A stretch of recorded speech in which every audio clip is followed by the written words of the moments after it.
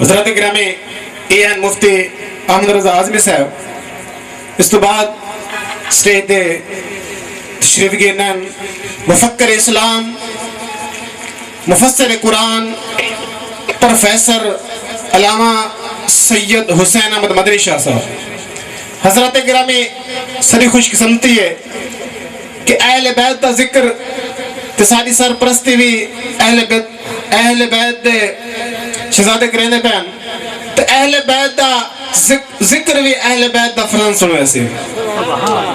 انہوں نے ہم سفر ہند پہ جناب شہزاد صاحب او عقیدہ نظران عقیدت پیش کرے سے تو سا محبت نعرہ سنے سے نعرہ تکبیر، نعرہ رسالت، نعرہ خلافت، نعرہ حیدری، شہداء کربلا.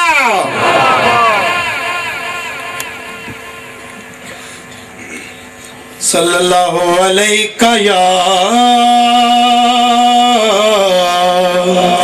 یا رسول اللہ وسلم علیہ یا حبیب اللہ. مل کے پڑھ لیں صلی اللہ علیہ یا رسول اللہ وسلم علیہ یا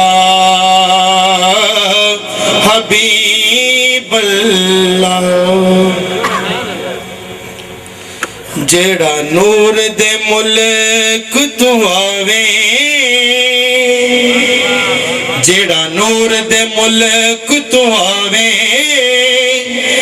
جنوں کھیر بطول پلاوے تے اس نو حسین آدھن، تے اس نو حسین آدھن. جیڑا نور دے ملک تو آوے، جنوں کھیر بطول پلاوے تے اس نو حسین آدھن، تے اس نو حسین آدھن.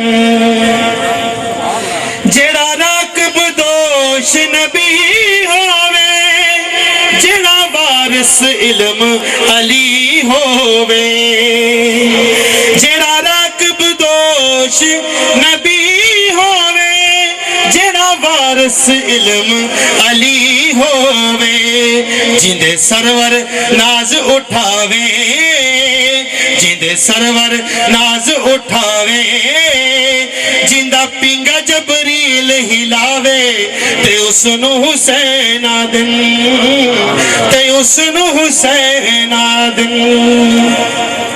جنوں رب عباس ویر دے، جنوں زینب جئی ہمشیر دے، جنوں رب عباس ویر دے، جنوں زینب جئی ہمشیر دے.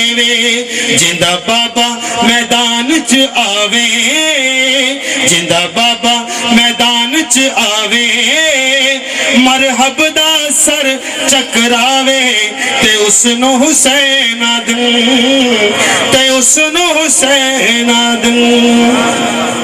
مخدوم ہے کل مخدوم آدھا، پانی بند جیندے معصوم آدھا. مخدوم ہے کل مخدوم آدھا، پانی بند جیندے معصوم آدھا. جندہ بابا کوثر ورتاوے، جندہ بابا کوثر ورتاوے، ترہائے دی پیاس رہاوے تے اس نو حسین آدن، تے اس نو حسین آدن.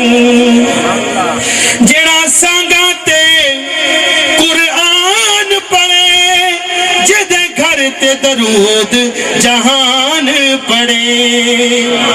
جیڑا سانگا تے قرآن پڑھے، جدے گھر تے درود جہان پڑھے. جیڑا پتر جوان کو ہاوے، جیڑا پتر جوان کو ہاوے، جیڑا دین دے درد ونڈاوے تے اس نو حسین آدن، تے اس نو حسین آدن.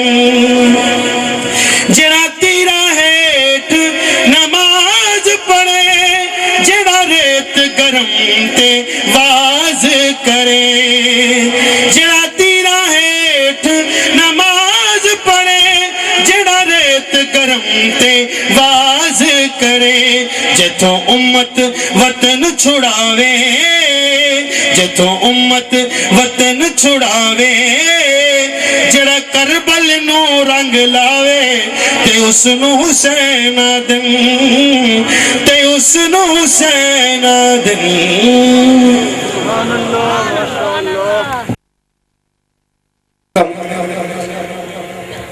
اور میں مؤدبانہ گزارش کرے ساں جناب مفکر اسلام مفسر قرآن پروفیسر جناب سید حسین احمد مدنی شاہ صاحب کو سٹیج تشریف گرنا وین جناب سید حسین احمد مدنی شاہ صاحب محبت نعرہ خلافت نعرہ حیدری شہدائے کربلا شان اہل بیت علماء اہل سنت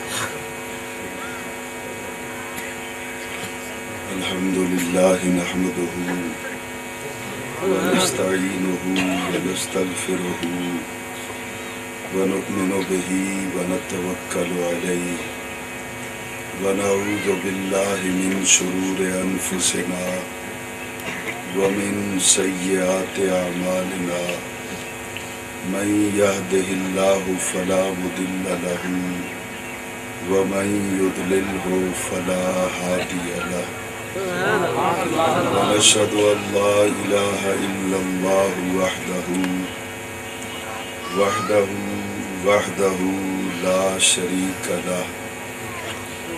لا شريك له لا نظير له لا وزير له لا مثل له لا مثيل له لا مثال له ولا مماثل له سرمدی ابدی ازلی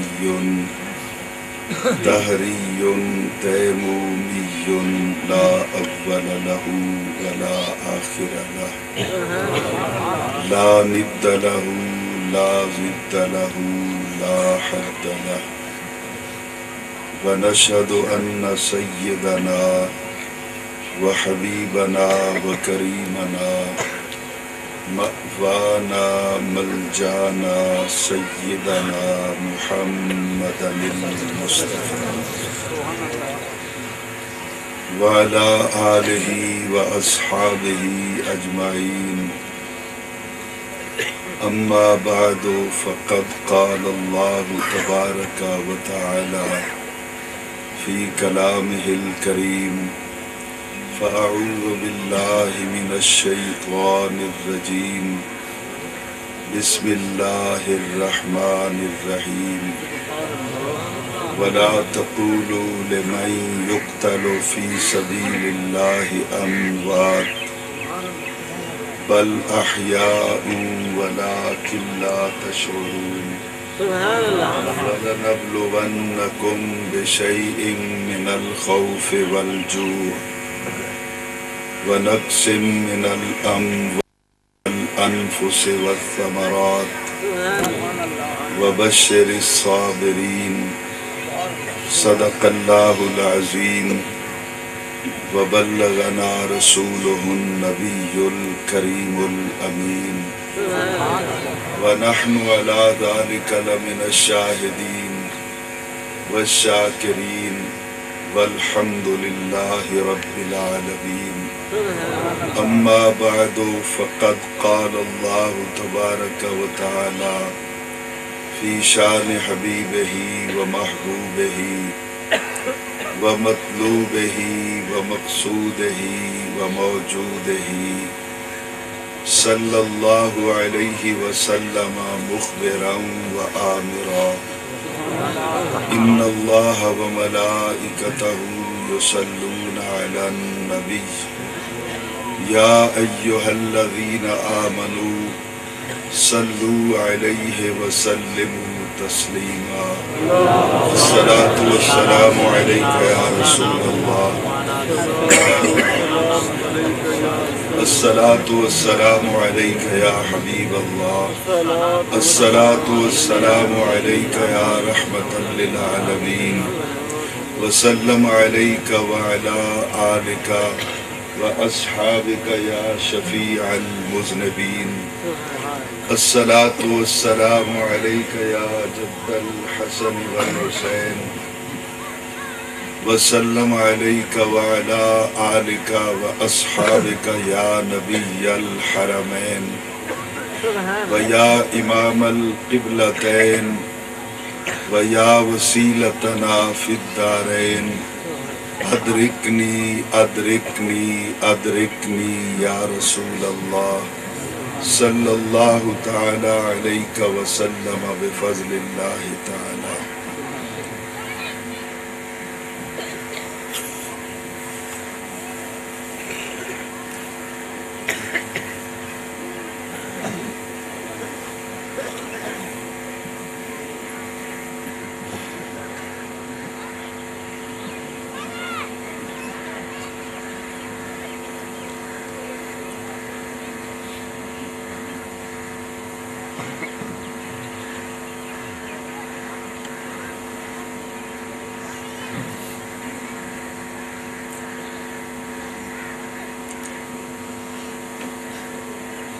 زیب محفل صدر مجلس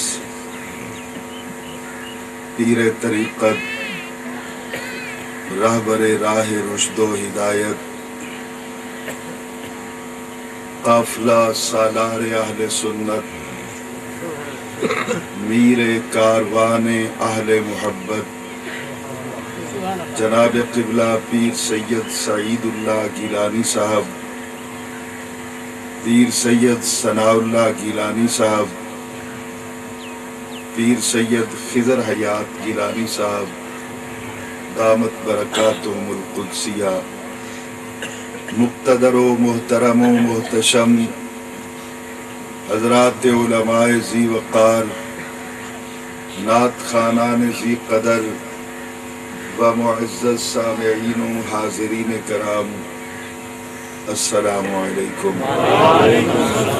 قبل اس کے کہ انتہائی مختصر وقت میں اپنی معروضات جناب کی سماعتوں کی نظر کروں، دل سے دعا کیجئے کہ خلاق عالم جل وعلا شانہ و اعظم برہانہ اپنے پیارے حبیب صلی اللہ تعالی علیہ وعلا آلہ وَأَصْحَابِهِ وسلم کے طفیل آج کی اس پروقار بزم ذکر سیدنا امام علی مقام امام حسین رضی اللہ تعالی عنہ میں مجھے حق و صداقت کے ساتھ بات کہنے کی اور پھر مجھے اور آپ کو سن کر سمجھ کر اس پہ عمل کرنے کی توفیق عطا فرمائے. احباب ذی وقار، سب سے پہلے تو میں آج کی اس بزم کے جتنے بھی بانیان ہیں اور اس محفل کی انتظامیہ کے جتنے بھی افراد ہیں،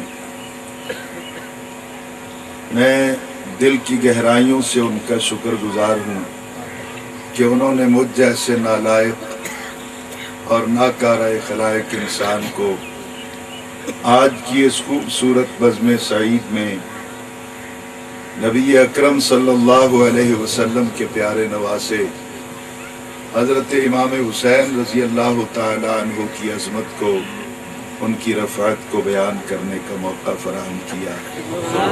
یہ اتنا بڑا اعزاز ہے میرے لیے جتنی میری اوقات نہیں ہے.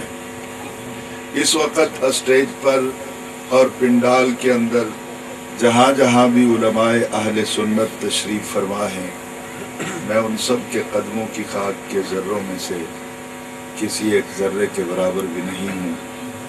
من آنم کے من دانم، میری کیا اوقات ہے، میری کیا حیثیت ہے، मैं उससे अच्छी तरह बाखबर हूँ। मेरे इल्म में ये बात नहीं है कि मुझसे पहले स्टेज पर किस किस सब्जेक्ट पे बात हो चुकी है, और स्टेज सेक्रेटरी साहब ने भी जब मेरा नाम अनाउंस किया तो मेरे ज़िम्मे कोई सब्जेक्ट नहीं लगाया गया, क्योंकि हज़रत इमाम हुसैन रज़ी अल्लाह ताला अन्हो की शख्सियत जो है वो हमा जहत शख्सियत है। उनकी ज़ात में आफाकियत पाई जाती है, सिर्फ वाक़या करबला ही नहीं, बल्कि ज़िंदगी का कोई शोबा ऐसा नहीं जिसमें हम हज़रत इमाम हुसैन रज़ी अल्लाह ताला अन्हो की ज़ात से रहनुमाई हासिल ना कर सके। तो मैंने अपनी दानिस्त में जिन आयात मुक़द्दिसा को पढ़ा है, इन आयात मुक़द्दिसा की रोशनी में आज हम जिस सूरत मसला पे गौर करेंगे, जनाब सदर, वो सूरत मसला ये है कि मदीना से करबला तक तो हुसैन को सब ने देखा, करबला के बाद हुसैन कहाँ गया, कहाँ रहता है। आज की नशिस्त में हम कुरान और सुन्नत की रोशनी में इमाम हुसैन रज़ी अल्लाह ताला अन्हो की रेजिडेंशियल पोजीशन को समझेंगे। जब ये समझ में आ जाएगी बात कि इमाम हुसैन कहाँ रहते हैं, आज उनसे राब्ता करने का जरिया और सोर्स क्या होगा, तो फिर इमाम हुसैन को बयान करने में लुत्फ भी आएगा और उनका जिक्र सुनकर कुलूब व अज़हान को एक जिला भी मिलेगी। चूँकि वक्त के दामन में अब इतनी गुंजाइश नहीं है कि मैं ज़्यादा देर तमहीदी कलिमात कहूँ, नमाज असर का वक्त करीब करीब है। कुरान मजीद फुरकान हमीद के दूसरे पारे की जिस आयत को मैंने पढ़ा है, इसमें अल्लाह ताला ने इरशाद फरमाया कि वला तक़ूलू, और न कहो तुम। शायद सब अहबाब तक मैं अपनी बात कन्वे न कर सकूं, इसलिए कि मैं इंतहाई नालायक सा आदमी हूं। कुछ अहबाब तक मेरी बात इसलिए कन्वे हो जाएगी कि वो मेरी नालायकियों के बावजूद मेरी बात पे गौर फरमाएंगे। जिस तरह एक रिवायती शहादत पढ़ी जाती है वो मुझे नहीं आती। मैं जब तक अपने इमाम को मुतारफ नहीं करवा लूंगा, उस वक्त तक सिर्फ शहादत को बयान करना मेरा मकसूद नहीं है। अब गौर कीजिएगा, अल्लाह ताला कहता है ला तक़ूलू, तुम न कहो। इसको समझाने के लिए मैं एक मिसाल अर्ज करूंगा कि जब किसी शख्स के खिलाफ लोग जुबान खोलते हैं, जैद भी, बकर भी, अमर भी, उसके खिलाफ बाकायदा बाजार के अंदर गुफ्तगू शुरू हो जाती है, तो एक दिन वो अपने दोस्तों को बुलाता है, बुला के अपने दोस्तों से कहता है कि बाकी तो कहते हैं, तुम तो ना कहो। तो इसी तरह शहीद की जिंदगी पर उस दौर के अंदर कुछ लोग बात कर रहे थे, तो अल्लाह ताला ने अपनों को मुखातिब करके कहा, क्योंकि पहली आयत में खिताब है या अय्युहल्लज़ीना आमनू, तो अल्लाह ताला ने अपनों को मुखातिब करके कहा कि ला तक़ूलू, कोई और कहता है तो कहता रहे, तुमने नहीं किया। ला तक़ूलू लिमन, उनके लिए जो युक्तलो, कत्ल किए गए, फी सबीलिल्लाह अमवात, अल्लाह के रास्ते में, कि वो मुर्दा हैं। बामुहावरा तर्जमा ये बनेगा कि जो लोग अल्लाह के रास्ते में अपना सर कटवा देते हैं, जिनके लाशों पर घोड़े दौड़ जाते हैं, उनके अजसाद ताहिरा को टुकड़े टुकड़े कर दिया जाता है, कुरान कहता है कि वो मुर्दा नहीं है, तुम उनको मुर्दा न कहो। हमें कहा गया कि तुम मुर्दा न कहो, और अल्लाह ताला क्या कहता है? अल्लाह कहता है बल अहयाउन, तुम अपनी जुबान पे कंट्रोल रखना, तुमने मुर्दा नहीं कहना, रह गई उनकी हयात, तो वो खुदा कहता है मैं बयान करता हूं। शहीद की जो जिंदगी है उस पर शहादत न मेरी है न तेरी, न उलमाए कराम की न पीराने उज़ाम की। शहीद की हयात पर जो गवाही है वो मेरे अल्लाह की। अल्लाह कहता है बल अहयाउन, बल्कि वो जिंदा है। लेकिन उसके साथ ही अल्लाह ताला ने उसकी वज़ाहत कर दी कि वलाकिन ला तशऊरून, मैं बताऊंगा कि वो जिंदा है, तुम उनकी लाइफ पर अपनी तरफ से पर्सनली कोई डिस्कस नहीं करोगे। क्यों? इसलिए कि वलाकिन ला तशऊरून, तुम्हारे शऊर और फिक्र को मैंने इतनी परवाज नहीं दी है कि जहां शहीद है वहां तक तुम्हारी रसाई नहीं, तुम उसकी जिंदगी को समझ नहीं सकते, बयान किस तरह करोगे। ऐसे करीने और भी कुरान पाक में मौजूद है। चूंकि शऊर, फिक्र, अकल, फहम, बसीरत, बसारत, ये सब कुछ अल्लाह ताला अता करता है। कोई दूर के दामन में अल्लाह अपने नबी से कहता है कि तू मुझे देख नहीं सकता, इसी तरह अल्लाह हमें भी कहता है कि तुम शहीद को समझ नहीं सकते, तुम्हारे शऊर की परवाज वहां तक नहीं है। इस आयत को अगर मैंने लफ्ज़न लफ्ज़न पढ़ते हुए आप तक कन्वे कर दिया है, तो अब इसके बाद हम चलेंगे चौथे पारे के अंदर, जहां बिल्कुल इसी मफहूम को थोड़ा और वाज़ेह कर दिया गया। ला तहसबन्ना, यहाँ पे है ला तक़ूलू, वहां पे है ला तहसबन्ना। ला तक़ूलू का मतलब है कि तुम न कहो, ला तहसबन्ना का मतलब है कि तुम गुमान भी ना करो, ला तक़ूलू जुबान से ना कहो, ला तहसबन्ना दिल में कभी सोचना भी मत कि हुसैन मर गया है। यानी जुबान से और दिल से दोनों पे अल्लाह ताला ने पाबंदी लगा दी कि जुबान तेरी लफ्ज अदा ना करे हुसैन के खिलाफ,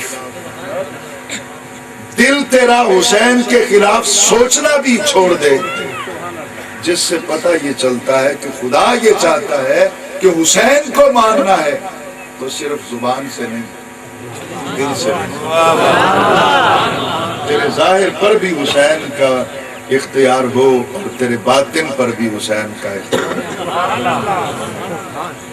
ला तहसबन्नल्लज़ीना क़ुतिलू, न गुमान करो उन लोगों के बारे में। क़ुतिलू, ये क़ुतिला क़ुतिला क़ुतिलू, ज़ोरेबा ज़ोरेबा ज़ोरेबू, या फ़ुइला फ़ुइला फ़ुइलू के वजन पे आएगा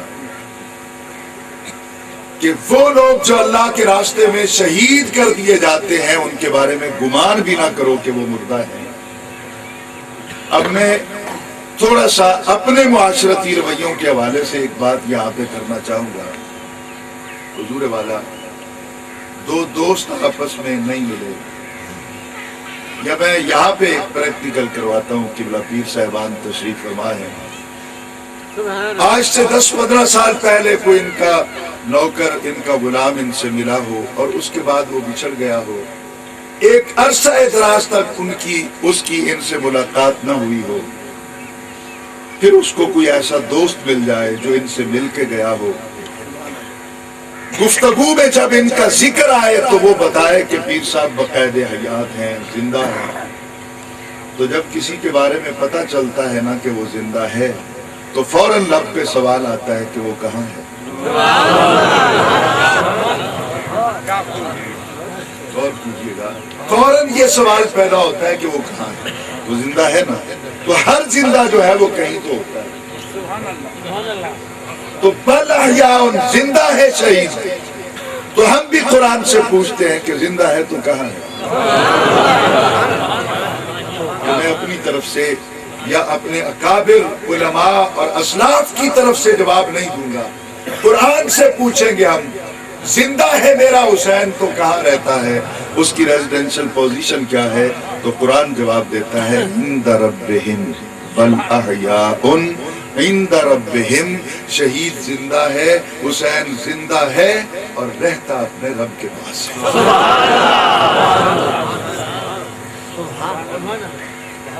حضور ایک آدمی کے بارے میں پتہ چلا کہ وہ زندہ ہے تو لیا میں رہتا ہے. تو جس نے لیا نہیں دیکھا وہ پھر کوشچن کرے گا کہ لیا کہاں ہے. اس کا حدود اربا کیا ہے, محل وقوع کیا بنے گا, کس لوکیشن پر ہے, یہ جنوب اپنا پنجاب کا کون سا حصہ بنتا ہے یہ. تو اسے جب وہ بتایا جائے گا تو پھر تھوڑی سی بات اوپن ہو جائے گی. اب قرآن نے بتایا کہ شہید زندہ ہے تو کہاں ہے؟ عند ربہم, رب کے پاس ہے. شہید تو رب کے پاس ہے, رب کہاں رہتا ہے؟ اب میرا خیال ہے ہم اس مرحلہ فکر کے قریب آ گئے ہیں جہاں بالکل واضح ہو جائے گی بات کہ حسین کہاں رہتا ہے. جب ہم نے قرآن سے پوچھا کہ رب کہاں ہے تو خود رب کائنات نے جواب دیا کہ وَنَحْنُ أَقْرَبُ إِلَيْهِ مِنْ حَبْلِ الْوَرِيدِ, کہ ہمیں تلاش مت کر قریہ بستی بستی پاگلوں کی طرح, دیوانوں کی طرح. کیا میں کوئی گمشدہ خزانہ ہوں جس کو تو تلاش کرتا ہے؟ اپنے من کی کتاب کو کھول کے پڑھ, وہاں تجھے میرا ایڈریس معلوم ہوگا. تو قرآن کہتا ہے وَنَحْنُ أَقْرَبُ إِلَيْهِ مِنْ حَبْلِ الْوَرِيدِ, وَنَحْنُ أَقْرَبُ إِلَيْهِ مِنْ حَبْلِ الْوَرِيدِ. قرآن کہتا ہے کہ ہم تیری رگ جاں سے بھی زیادہ قریب رہتے ہیں. اب غور کیجئے گا, ہم تیری رگ جاں سے بھی زیادہ قریب رہتے ہیں. علماء نے اس کی وضاحت کی کہ اللہ تعالیٰ اپنے علم, اپنے تصرف اور اپنی قدرت کے اعتبار سے تیری رگ جاں سے بھی زیادہ قریب رہتا ہے. تو اللہ تعالیٰ تیری رگ جاں کے قریب, حسین رب کے قریب, تو جہاں رب ہے وہاں حسین ہے. اب ذرا غور کیجئے گا, جہاں رب ہے وہاں حسین ہے. تو یہاں تک پہنچتے پہنچتے دو مسئلے واضح ہو گئے. ایک تو حسین زندہ ہے, اور دوسرا یہ بھی واضح ہو گیا کہ حسین دور بھی نہیں ہے, تیری رگے جا کے قریب بستا ہے, شارک سے بھی قریب رہتا ہے. تو اب مولانا معاملہ تو واضح ہو گیا. تم کہتے ہو جو مر جائے اسے مت پکارو, جو غائب ہو اسے مت پکارو. تو حسین نہ تو مردہ ہے نہ دور ہے. نہ حسین مردہ ہے نہ حسین دور ہے. حسین ہے بھی زندہ, حسین ہے بھی زندہ, حسین ہے بھی تیری رگے جا کے قریب. تو پھر حسین کو پکارنے میں قباحت تو کوئی نہیں. اگر میں مشکل وقت میں امام حسین کو پکار لوں, امام حسین کو آواز دے لوں, تو کیا اس پہ کوئی شرعی فتویٰ تو مولانا صادر نہیں ہوگا؟ مولانا نے کہا نہیں. اب قرآن پاک سے تم نے یہ ثابت تو کر دیا کہ حسین زندہ بھی ہے اور تیری رگے جا کے قریب بھی ہے. لیکن معاملہ یہ ہے کہ امام حسین کو پکارنے کا فائدہ کیا ہے؟ امام حسین سے مشکل وقت میں مدد مانگنے کا فائدہ کیا ہے؟ میں نے پوچھا کیوں؟ کہا حسین تو کربلا میں سب کچھ قربان کر گئے, خیمے جل گئے, بیٹے قربان ہو گئے, اپنا سارا اثاثہ متاع حیات میدان کربلا کے اندر امام حسین نے رب کے نام پر قربان کر دیا. جب حسین رب کی بارگاہ میں گئے تو وہ بالکل تہی دامن تھے, ان کی جھولی خالی تھی. تو جس کے پلے کچھ نہ ہو اس کو پکارنا کیا؟ نہیں سمجھا نہیں سکا. میں نے پہلے عرض کر دی نا کہ وہ روایتی شہادت مجھے پڑھنی نہیں آتی کہ میں دو چار دورے سنا کے چلا جاؤں گا. میں نے تو اسی طرح بات کرنی ہے جس طرح کلاس روم میں کرتا ہوں. یہاں لہجہ تھوڑا سا چینج ہو جائے. اب غور کیجئے گا حضور والا, کہا اس سے مانگنے کا فائدہ کیا جس کی جیب میں کچھ نہیں, بلکہ الٹا جو آدمی مفلوق الحال ہوتا ہے, جس کی جھولی خالی ہوتی ہے, جس کی جیب خالی ہوتی ہے, بھری بزم میں اگر اس کو کہا جائے کہ تو 5,000 دے, 1,000 دے, اس بیچارے کے پاس ہوتا کچھ نہیں, وہ بھرے مجمع میں شرمندہ ہوتا ہے. تو کہا تم امام حسین سے مشکل وقت میں اگر کچھ مدد مانگو گے تو حسین کے پاس تو ہے کچھ نہیں, وہ شہداء کی جماعت میں شرمندہ ہوگا. ہے حسین کا کہ حسین کو روز شرمندہ کرتا ہے, اس سے مدد مانگ مانگ کے. میں نے کہا مولانا یہ تیرا تصور ہے کہ حسین کے پاس کچھ نہیں. آپ قرآن سے پوچھتے ہیں حسین کی جھولی خالی ہے یا بھری ہوئی؟ हुजूर वाला ये चौथे पारे की आयत जो मैं पढ़ रहा हूँ, इसी को आगे लेके चलें। फिर दोहरा देता हूँ, बल अहयाउन, बल्कि वो जिंदा हैं, इंद रब्बिहिम, अपने रब के पास है, युरज़क़ून। शहीद वो शख्सियत है कि उनको दिया गया है, युरज़क़ून, उनको अता किया जाता है। यानी शहीद जब अल्लाह की बारगाह में जाता है तो युरज़क़ून की सूरत में अल्लाह ताला उनकी झोली में रिस्क डाल देता है। ये रिस्क किसको कहते हैं? जो हम खा लेते हैं ये रिस्क है, जो हम पी लेते हैं ये रिस्क है, जो हम पहन लेते हैं ये रिस्क है। मैं पूरे दावे से कहता हूं ये रिस्क नहीं है।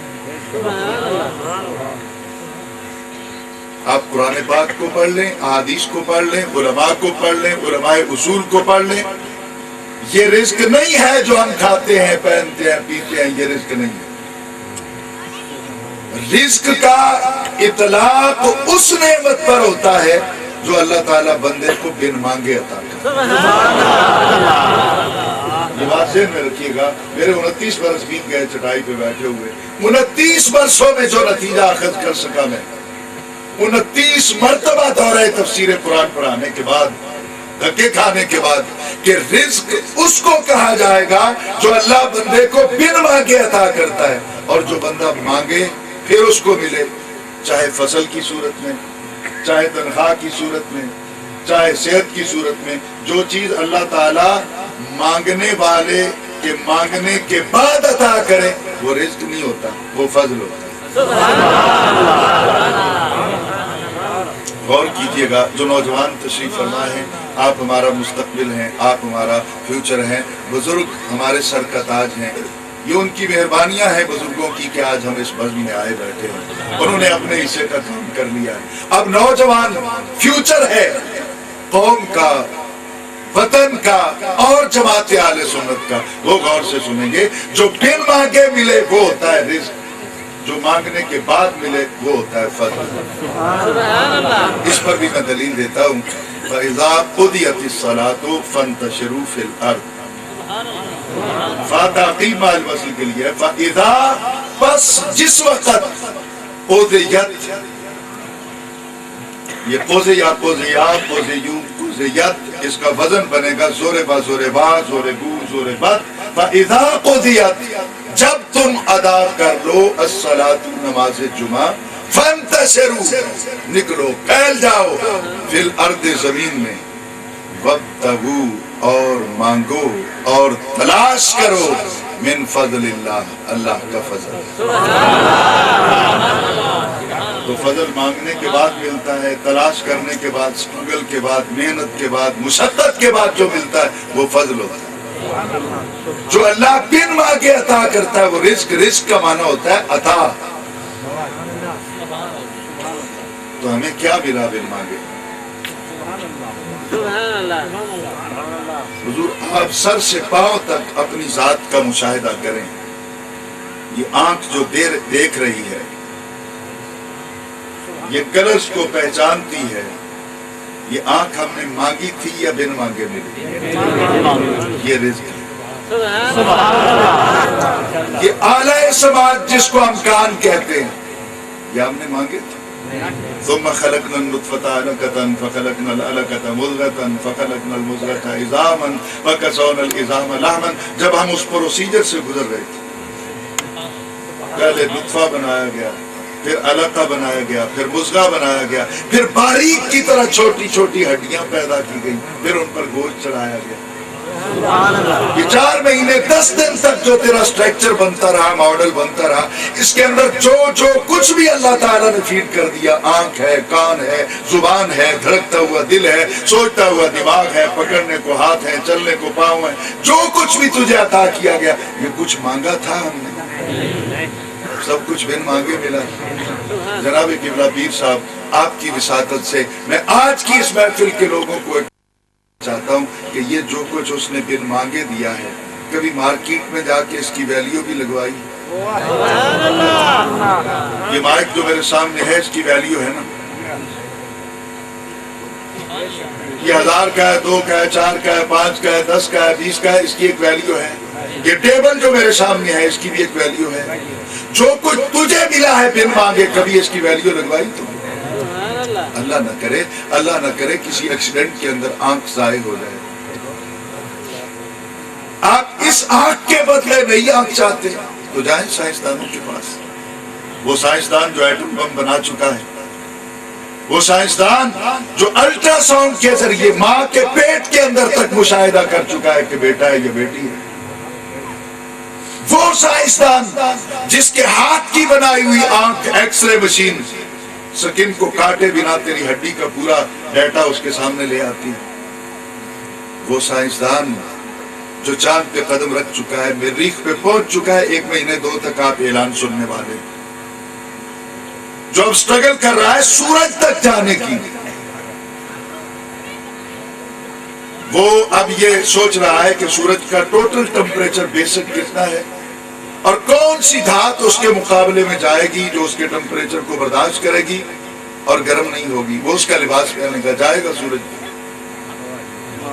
اس سائنسدان کے پاس جائے, 3 پارے کی آخری سطر کا ایک پیرا ہے, ملء الارض ذهبا, پوری زمین جتنا سونے کا ڈھیر لگا دے سائنسدان کے سامنے, اسے کہو کہ یہ لے لو مجھے آنکھ بنا دو,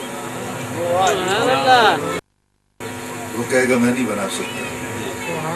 تو ثابت یہ ہوا کہ پوری زمین جتنا سونا دے کر بھی آنکھ نہیں ملتی. ویلیو کتنی ہے اس کی؟ اس کی مارکیٹ ویلیو کتنی ہے کہ پوری زمین جتنا سونا دے کر بھی تمہیں اس طرح کی دوسری آنکھ نہیں مل سکتی. تو یہ بن مانگے ملی ہے, بن مانگے ملی ہے. تو علماء کے توسل سے, پیران عظام اور جناب صدر آپ کے توسل سے میں ایک پیغام امام پاک کی محفل میں اپنے سامعین کی نظر کرنا چاہوں گا. وہ کیا ہے کہ ذرا غور تو کر, جو بن مانگے اتنی قیمتی چیزیں دیتا ہے, مانگنے والوں کو کیا کچھ نہیں دے گا وہ. لیکن بدبختی ہے کہ ہم اس سے مانگنا بھول گئے. ہمارے گھر میں کبھی سحر نمودار ہوتی تھی.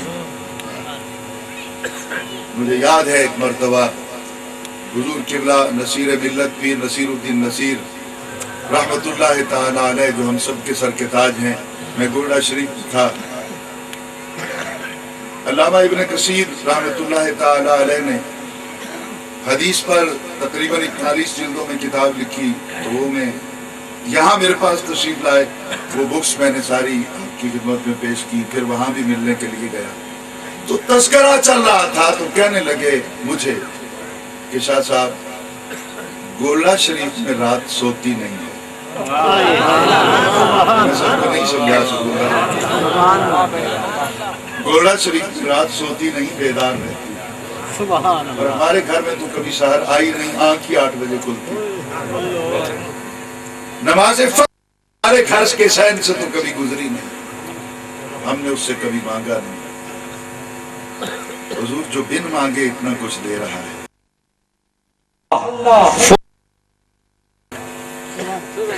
حضور میں نے منفی تو عرض کر دیا, اگر اجازت دے تو مثبت بھی ایک جملہ عرض کروں کہ اس پوری کائنات میں 1400 اس آیت کے نزول کے 1433 برس بعد آج سائنسدان آنکھ نہیں بنا سکتا. حضرت قتادہ کیا لینے گئے تھے نبی کے پاس؟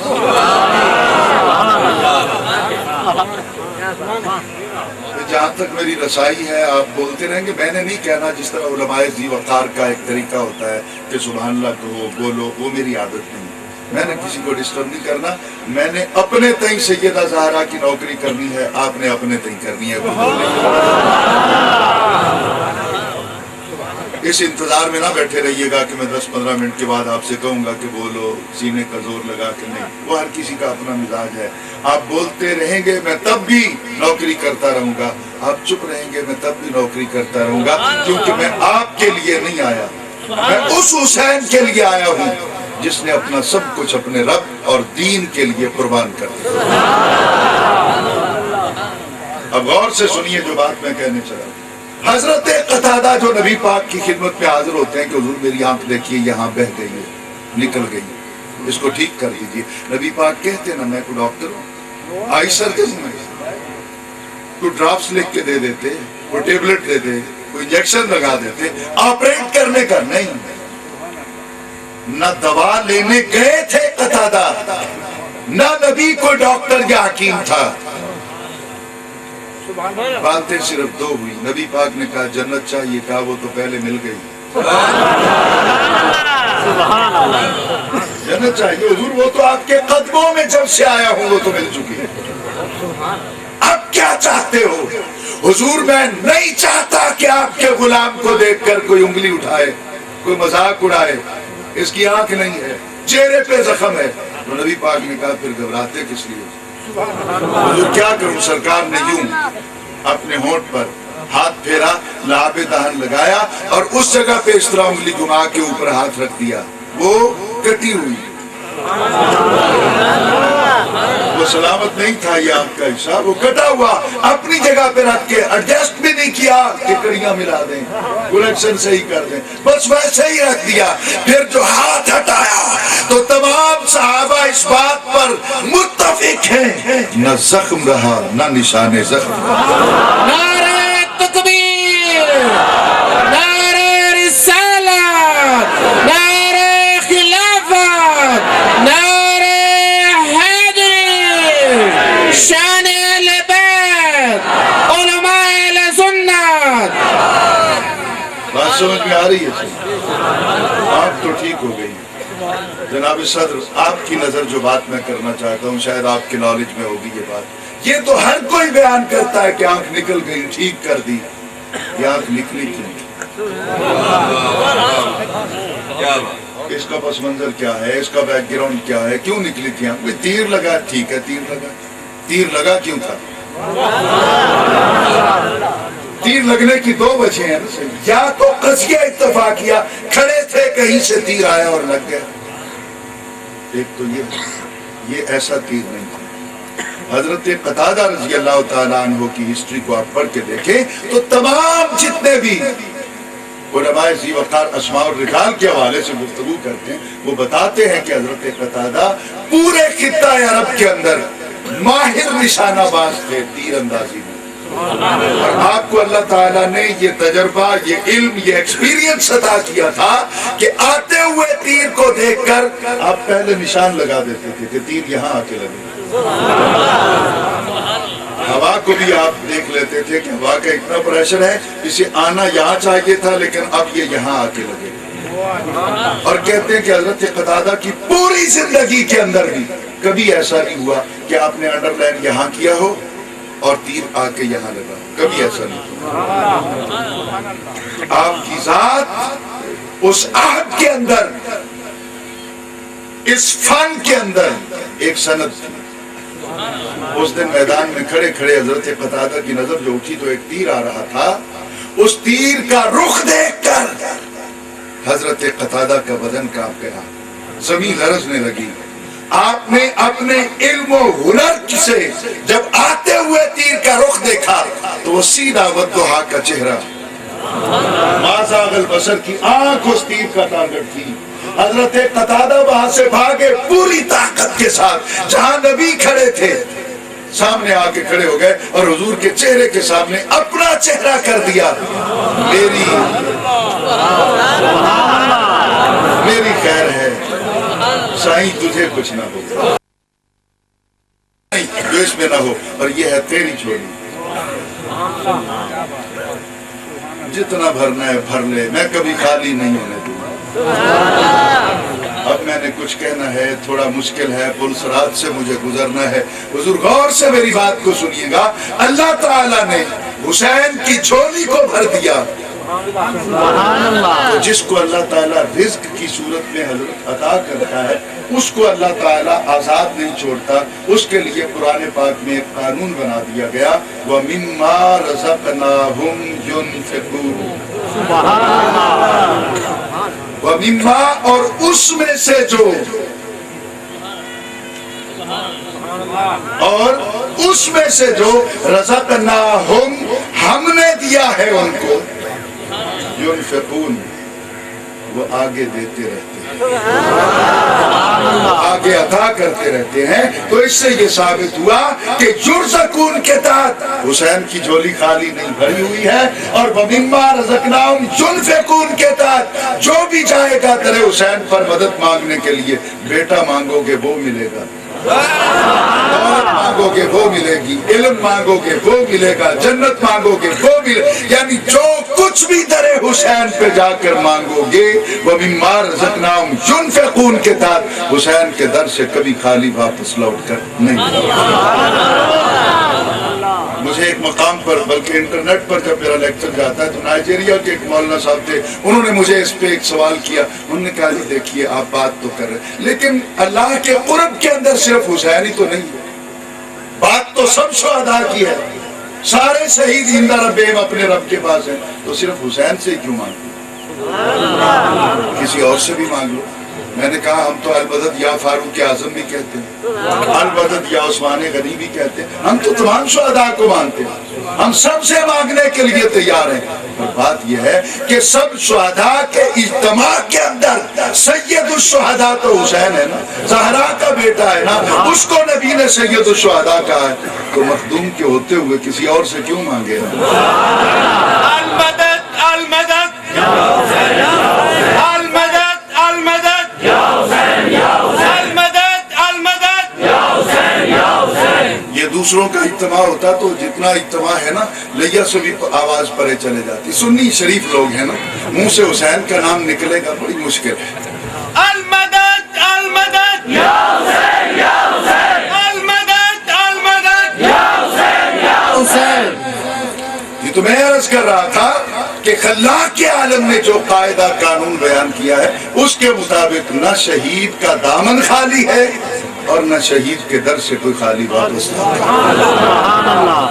گفتگو تو اس پہ آگے بھی لے جائی جا سکتی ہے، لیکن پھر میرے سامنے بات کوئی ہے کہ وقت کے دامن میں گنجائش نہیں ہے۔ اب حضور دو چار باتیں میں کروں حضرت امام حسین کے گھرانے کے حوالے سے اور آپ کی شخصیت کے حوالے سے، اور پھر کچھ دیر کے لیے کربلا چلیں۔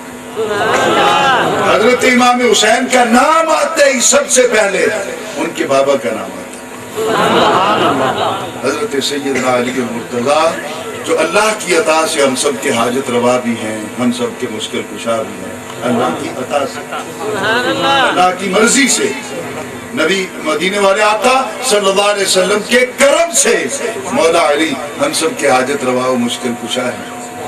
جب ہم ان کی ہسٹری کو پڑھتے ہیں تو نبی پاک نے ایک دن کمال کر دیا۔ ویسے تو میرے نبی کا کلام جو ہے اس کا ہر حرف ہی با کمال ہے، لیکن مولا علی کے حوالے سے اس دن نبی پاک نے کمال کر دی۔ نبی پاک نے کہا القرآن مع العلی والعلی مع القرآن۔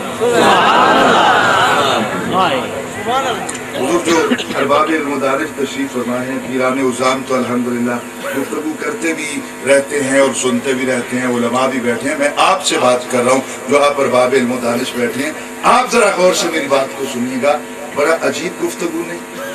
القرآن مع العلی، بات تو ختم ہو اب اس سے آگے کیا کہنا ہے؟ قرآن علی کے ساتھ ہے، بات ختم ہو جاتی، لیکن نبی نے نہیں کی۔ نبی نے کہا القرآن مع العلی والعلی مع القرآن۔ نہیں سمجھا نہیں سکا، یا لئیے والوں کا مزاج یہ ایسا ہے۔ مفتی احمد رضا اعظمی صاحب نے کہا نہیں تو 10 تاریخ کو میں لیا نہ آتا، میں کہیں اور جاتا جہاں ذکر حسین سن کر لوگ تڑپ جاتے۔ یہ شاید میں نالائق ہوں، آپ اچھی گفتگو سننے والے لوگ ہیں، آپ کے معیار کے مطابق نہیں۔ غور سے میری بات کو سنیے، القرآن مع العلی والعلی مع القرآن، قرآن علی کے ساتھ ہے، علی قرآن کے ساتھ ہے، یعنی قرآن کا اشارہ علی کی طرف، علی کا اشارہ قرآن کی طرف۔ تو پہلا مسئلہ تو یہ ثابت ہوتا ہے کہ دنیا والوں جب تک دھرتی پہ قرآن کا فیض جاری رہے گا، علی کا فیض بھی جاری رہے گا۔ نعرہ تکبیر، نعرہ رسالت، نعرہ خلافت، نعرہ حیدری۔ بات بات سمجھ میں آ رہی ہے سر؟ ایک تو صورت مسئلہ یہ بنتی ہے. دوسری صورت مسئلہ یہ بنتی ہے کہ القرآن و مع العلی والعلی و مع القرآن، جب ہیں دونوں اکٹھے پھر ماننا دونوں کو پڑے گا، پھر دونوں لازم و ملزوم ہو جائیں گے. دوسرا تیسری صورت مسئلہ بڑی عجیب سامنے آتی ہے. اگر کوئی میرا ساتھی دوسرا آیا بیٹھا ہے تو ناراض نہیں ہوگا، کیونکہ بڑا اجتماع ہے نا، پتہ نہیں لگتا کون کون آیا کون کون نہیں آیا. بہرحال جو بھی آیا ہے، آج ہم ڈنکے کی چوٹ پر کہتے ہیں کہ علی کو تم بھی بیان کرتے ہو، ہم بھی بیان کرتے ہیں. فیصلہ کر، تیرا علی طاقتور ہے کہ میرا علی طاقتور ہے؟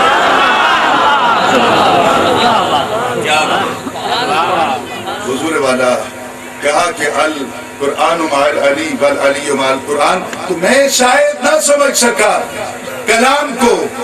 نبی علیہ السلام کو جو اللہ نے علم عطا کیا ہے، نبی اس علم کی روشنی میں آج کے اس دور کو دیکھ رہا تھا اور یہ اعلان کر رہا تھا کہ القرآن مع العلی والعلی مع القرآن. یا رسول اللہ، اس کا مطلب کیا ہے؟ نبی جانتے تھے کہ ایک زمانہ آئے گا کچھ لوگوں کے پاس قرآن ہوگا، علی نہیں ہوگا. بات سنیے گا، کچھ لوگوں کے پاس قرآن ہوگا، علی نہیں ہوگا، اور کچھ لوگوں کے پاس علی ہوگا، قرآن نہیں ہوگا. جن کو سمجھ آئی ہے نا وہ غور کیجئے گا، مزید آپ پر کچھ اور راہیں کھلیں گی. کچھ وہ ہیں جن کے پاس قرآن تو ہے علی نہیں، کچھ وہ ہیں جن کے پاس علی تو ہے قرآن نہیں. تو نبی اس حقیقت کو بیان کر رہا تھا، اس دور کے اندر سچا وہی ہوگا جس کے سینے میں علی ہوگا، زبان پہ قرآن ہوگا. چمن کلی کلی علی پیچھے کا ہاتھ اٹھا کے چمن چمن کلی کلی نگر نگر گلی گلی نگر نگر گلی گلی. حضرت سیدنا علی رضی اللہ تعالیٰ عنہ. میں اب بالکل ڈائریکٹ چلتا ہوں. بہت ساری باتیں ہیں کرنے کی اس حوالے سے، قرآن پاک کی آیات کے حوالے سے بھی اور احادیث مبارکہ کے حوالے سے بھی، لیکن وہی وقت کی اپنا دامن میں گنجائش نہیں ہے. اب میں صرف بات کروں گا حضرت امام حسین کو سمجھنے کے لیے. میں ایک جملہ کہوں گا کہ ہر فرد اپنی اصل سے پہچانا جاتا ہے. درست ہے؟ ہر چیز اپنی اصل سے پہچانی جاتی ہے. اور دیکھتے ہیں حسین کی اصل کیا ہے، حسین کی بیس کیا ہے، وہ میں عرض کر دیتا ہوں. اب یہاں کچھ باتیں آئیں گی جو استعاروں کی صورت میں عرض کروں گا، اوپنلی ڈسکس نہیں کر سکتا ہوں. میرے وطن عزیز کے حالات بہتر نہیں ہیں، پھر باتیں کوئی تلخ ہو جائیں گی، میں تلخیاں چاہتا نہیں ہوں. غور سے میری بات کو سنیے گا جو بات میں کہنے چلا ہوں. ایک دن مولا کائنات سیدنا علی المرتضیٰ رضی اللہ تعالیٰ عنہ مسجد نبی کے صحن کے اندر آرام فرما تھے. مسجد میں لیٹے ہوئے کیوں تھے، گرد و غبار لگا ہوا کیوں تھا، یہ آئے کہاں سے تھے، وہ ساری باتیں کھولوں تو بہت ساری باتیں چڑھ جائیں گی. بس صرف ڈائریکٹ یہ عرض کروں گا، سرکار تلاش کرتے ہوئے آئے، دیکھا تو علی مسجد کے صحن میں زمین پر لیٹے ہوئے، جسم کو مٹی لگی ہوئی ہے. یہ الفاظ مصدقہ روایت کے ہیں. نبی پاک نے کہا قم یا ابا تراب، اٹھ اے ابو تراب. اب میں امتحان نہیں، چونکہ میں بھی نوکر ہوں ان کا، آپ بھی نوکر ہیں ان کے، نوکر آپس میں کیا ایک دوسرے کا امتحان لیں گے. صرف مزاج دیکھنا چاہتا ہوں. کہا قم یا ابا تراب. نبی جو کہہ دے وہ سچ ہوتا ہے، سچ ہوتا ہے نا جو نبی کی زبان سے نکلتا ہے. درست ہے حضور؟ تو نبی کہتا ہے علی کو ابو تراب، تو علی ہے ابو تراب، تو ہے من تراب. دن آ گیا، حضرت علی سردیوں میں پتلے کپڑے پہنتے، باریک، گرمیوں میں موٹا کھدر کا لباس پہنتے، صوف کا لباس پہنتے ہوئے. لوگوں نے کہا گرمی نہیں لگتی، سردیوں میں سردی نہیں لگتی. کہا جس دن سے زہرا کے بابا نے دعا کر دی ہے اس دن کے بعد کیا سردی اور کیا گرمی. یہاں میں جملہ بناؤں گا کہ جس دن سے سرکار نے دعا کر دی ہے اس دن سادات کے بابا حضرت علی کو دھوپ نہیں سکھاتے. کچھ تو ہے نا جو میری بات سمجھے گا. اس دن سے مولا کائنات کو سادات کے بابا کو اس دن سے دھوپ نہیں سکھاتے. حدیث سے ثابت ہے. ایک دن نبی پاک صلی اللہ علیہ وسلم اپنی بیٹی سے ملنے گئے. بیٹی کا چہرہ افسردہ تھا, گلاب جیسا چہرہ, مرجھایا مرجھایا لگتا تھا, پلکوں کے کناروں پر آنسو تیر رہے تھے. حضور بیٹیاں بڑی صابرہ ہوتی ہیں, سارے دکھ سہ جاتے ہیں, پر جب باپ سامنے آتے ہیں پھر ضبط کے سارے بند ٹوٹ جاتے ہیں, پھر باپ کے سینے سے لگ جاتے ہیں. ایسا ہوتا ہے یا نہیں؟ خاتون جنت کی آنکھوں میں آنسو موتیوں کی طرح جھلملانے لگے. نبی پاک نے پوچھا بیٹی خیر تو ہے؟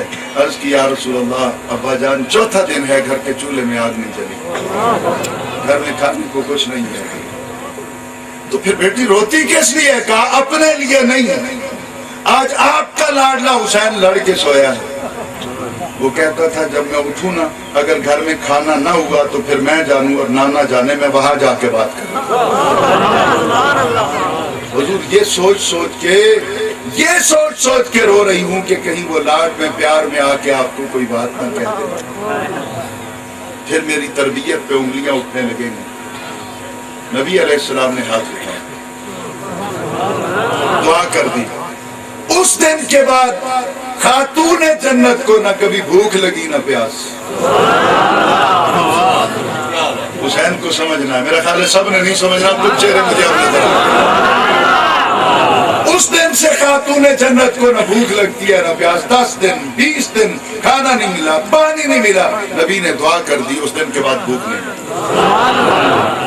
علی کو دھوپ نہیں ستاتی, زہرا کو بھوک نہیں سکاتی. اب جو قرینہ بنا میں وہ دہرا دوں کہ علی وہ ہے جن کو دھوپ نہیں ستاتی, پریشان نہیں کر سکتی. ٹمپریچر سورج کا, تماست, حدت علی کے بدن کو نہیں کرتی. اور بھوک اور پیاس کا غلبہ خاتون جنت کو پریشان نہیں کرتا, بھوک لگتی نہیں. تو اب ذرا غور کیجئے, زہرا کو بھوک نہیں لگتی, علی کو دھوپ نہیں لگتی. جب ان دونوں کا اتصال ہوتا ہے مرج البحرین یلتقیان, جب یہ دو بحر آپس میں ملتے ہیں تو جو صلہ موصول ہوتا ہے اس کو حسین کہتے ہیں. تو حسین کی اصل میں 2 چیزیں ہیں, نہ دھوپ ستائے نہ بھوک ستائے. نہیں سمجھا, نہیں سمجھا. حسین کے اصل میں شامل ہو گئی 2 چیزیں, باپ اور ماں کی طرف سے, نہ دھوپ ستائے نہ بھوک اور پیاس ستائے. تو حسین جس باہر سے ہو کر آیا ہے, حسین کی جو اصل ہے, جہاں سے حسین کائنات میں آتا ہے, تو حسین اپنے ساتھ یہ چیز لے کر آتا ہے.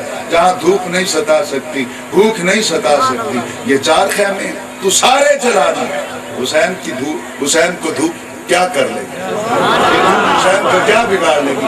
ایک فرات کا کنارہ بند کرتا ہے, تو زمانے کے دریا کو لاک کر دے.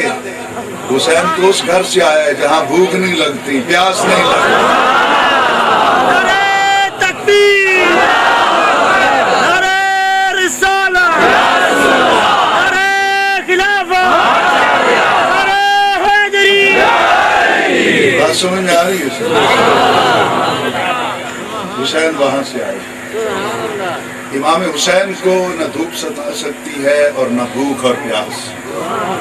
پھر میں اس وقت حیران رہ جاتا ہوں سائیں, جب میرے بھی اسٹیج پر کبھی کبھی اور دوسرے دوستوں کے اسٹیج سے بھی آواز بلند ہوتی ہے کہ 10 محرم آتے آتے حسین کے ہونٹ خشک ہو گئے, زبان سوکھ گئی, گلے سے آواز نہیں نکلتی.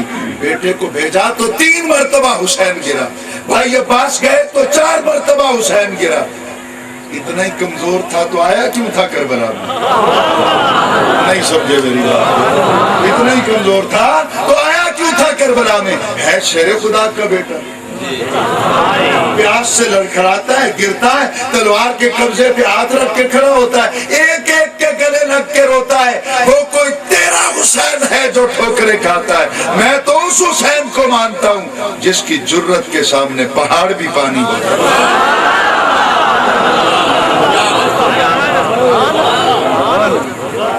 میرا تو اس حسین کے ساتھ غلامی کا تعلق ہے جس دن فرات کے کنارے پہ فوجی کھڑے کیے گئے نا، ہم سب کچھ بیان کرتے ہیں، سمجھتے کیوں نہیں تھا؟ جس دن فرات کے کنارے کو لاک کیا گیا کہ حسین اور اس کے کسی بھی فرد کو پانی نہیں دیا جائے گا، جس دن فرات کا کنارہ لاک کیا گیا، فوجی کھڑے کر دیے گئے، امام حسین کو پتہ چلا، آپ خیمے سے باہر آئے مسلح سے اٹھ کر، آپ نے دیکھا آپ کے غلام بھی سارے ساتھ کھڑے، آپ نے دیکھا تو مسکرا، کسی نے کہا حضور پانی بند ہو رہا ہے، مسکرا رہے ہیں، کہا ان کی عقل پہ حیران ہو کے میں مسکرا رہا ہوں، مجھے ہنسی آتی ہے کہ یہ کس کا پانی بند کر رہے ہیں؟ حسین کا پانی بند کر رہے ہیں۔ آپ وہاں کھڑے تھے، جوش میں آئے، زمین پہ ٹھوکر ماری، چشمہ پانی کر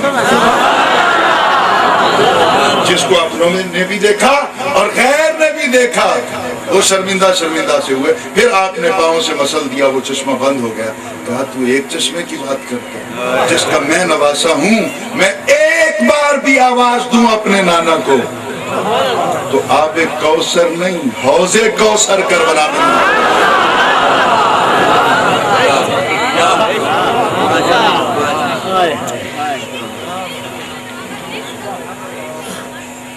کل کی بات ہے، چٹ آ گئی، حوض کوثر کربلا میں آ جاتا تو یہ کیسے ہو سکتا ہے؟ وہ تو قیامت کے بعد، وہ تو جنت میں جانے والوں کو ملے گا، اس دنیا کے اندر تو وہ آ نہیں سکتا۔ آپ ایسی لایانی باتیں کرتے ہیں، ناممکن ہے، امر محال ہے حوض کوثر کا، اور یا پھر حوض کوثر کا پانی یہاں نہیں آ سکتا، جنت کا پانی یہاں نہیں آ سکتا، وہ تو جنت میں ہی ملے گا، یہاں نہیں ملے گا۔ میں نے کہا مولانا ادھر تو تجھے ضرور تکلیف ہوتی ہے، کسی دن غار ثور کو پڑھ، اور نواب سید صدیق حسن خان بھوپالی کو پڑھ، جو تیرے مسلک کیا ہے، اپنے اکابر علماء کو پڑھ۔ غار ثور میں جب صدیق اکبر کو پیاس لگی، انہوں نے عرض کی یا رسول اللہ پیاسا ہوں، تو نبی پاک نے کہا اذهب الى صدر الغار، جاؤ غار کے درمیان چلا جا۔ وہاں گئے تو چشمہ جاری تھا، ابھی تو جھاڑو دیا تھا، چشمہ نہیں تھا، اب کہاں سے آ گیا؟ لمبی بات نہیں کروں گا، وہ پانی پی کے لوٹے تو نبی پاک نے پوچھا کیسا تھا؟ شہد سے میٹھا تھا، دودھ سے سفید تھا، مجھ کو عنبر سے زیادہ خوشبودار تھا۔ خدا کہاں سے آیا تھا؟ صدیق اکبر تیری عظمت پہ قربان۔ انہوں نے کہا حضور مجھے ضرورت کیا ہے پتہ کرنے کی، میرے پلانے والے کی خیر ہو، میرے ساتھی کی خیر ہو، میرے مرشد کی خیر، مجھے کیا پتہ کرنا ہے؟ کہا پھر پیاس لگے گی پھر عرض کروں گا، اہتمام آپ نے کرنا ہے۔ نبی پاک نے کہا اللہ تعالیٰ نے جنت کے ایک چشمے کا رخ ادھر کر دیا، مجھے جنت کا پانی پینے کو مل گیا۔ تو مجھے بتا مولوی، غار ثور کے احاطے کے اندر جنت کا چشمہ جاری ہو سکتا ہے، کربلا میں نواسے کے قدموں میں جنت کا چشمہ جاری نہیں ہو سکتا۔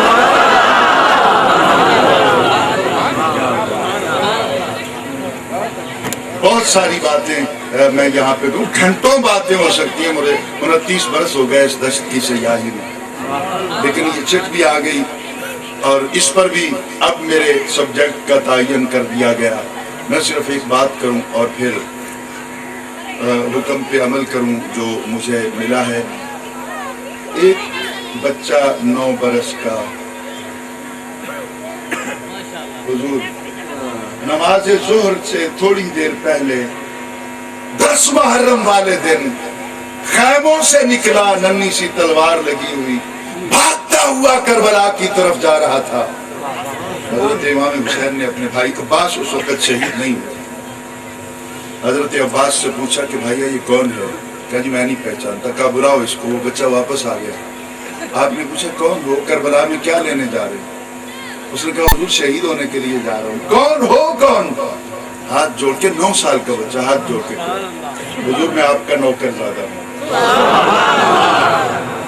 میں آپ کے نوکر کا بیٹا ہوں۔ کس نوکر کے بیٹے ہو؟ کہا حضور اسی نوکر کا بیٹا ہوں جس کا لاشا ابھی آپ اٹھا کے لائے۔ کون تھا وہ؟ مسلم ابن اوسجہ۔ جس کا لاشا ابھی آپ اٹھا کے لائے، تو تم کیوں جا رہے ہو؟ ماں کی گود کیوں خالی کر رہے ہو؟ تیرے تو کھیلنے کے دن ہیں، جا لوٹ جا واپس۔ اس نے کہا حضور میں نے لوٹ کے نہیں جانا۔ اچھا کیوں لوٹ کے نہیں جانا؟ اس نے کہا حضور میں نے 9 برس کا ہوں تو 4 برس میرے بچپن کے نکال دیجئے، 5 برس سے میں نے اپنے باپ کو دیکھا، وہ گھوڑے پہ بیٹھا، وہ اونٹ پہ بیٹھا، وہ خچر پہ بیٹھا، جو سواری دستیاب ہوئی وہ اس کے بیٹھا۔ آج بھی وہ کربلا کی طرف جاتے ہوئے گھوڑے پہ بیٹھ کے گیا، لیکن اس وقت سے میرا دل مچل رہا ہے جب میرا بابا شہید ہو گیا تو پھر آپ کے کاندھوں پہ سوار ہو کے واپس لوٹا۔ تو میں نے بھی اس وقت سے فیصلہ کر لیا کہ حسین تو وہ ہے جو نبی کے کاندھوں پہ سواری کرتا ہے اور غلاموں سے اتنا پیار کرتا ہے کہ ان کو اپنے کاندھوں پہ اٹھا کے لاتا ہے، یعنی جس کی سواری کے لیے رسول کے کاندھے، اس کے کاندھوں پر غلام سوار ہو کے آیا۔ تو میں بھی یہ سوچ کے جا رہا ہوں مر جاؤں نا حسین کا کاندھا تو نصیب ہو جائے، مجھے یہ معراج تو مل جائے گی ایک۔ اور دوسرا میں اس لیے کربلا میں جانا چاہتا ہوں حضور کہ میں نے اپنے باپ کو 5 سال تک خلوت میں، جلوت میں، گھر میں، باہر اچھی طرح باپ کا چہرہ دیکھا، میں جانتا ہوں کہ میرے باپ کا چہرہ کیسا۔ آج بھی جب کربلا گیا تو میں نے دیکھا میرا باپ جا رہا، لیکن حضور جب آپ اٹھا کے لائے نا، باپ کو لٹایا، آپ جہاں کھڑے تھے تو میرے باپ کا سر آپ کے قدموں میں تھا، اس وقت اس کا حسن دیکھا تھا،